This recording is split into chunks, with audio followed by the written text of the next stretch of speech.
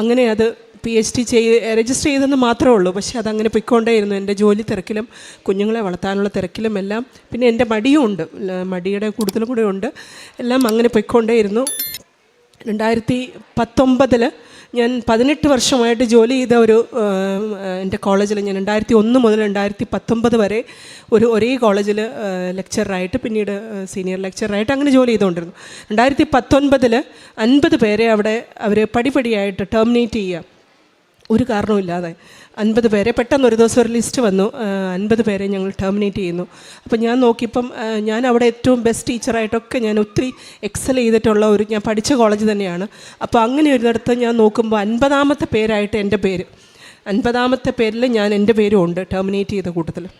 അപ്പം ഞാൻ വളരെ വിഷമിച്ച്, കണ്ടപ്പോൾ ഒത്തിരി വിഷമിച്ച്. കാരണം എൻ്റെ almost half of the life span ഞാൻ സ്പെൻഡ് ചെയ്ത കോളേജാണ്. പക്ഷേ എങ്കിലും ടെർമിനേറ്റ് ചെയ്യാനായിട്ട് വന്നപ്പോൾ ലിസ്റ്റിലെ ലാസ്റ്റത്തെ പേഴ്സൺ, 50th പേഴ്സൺ. അപ്പോൾ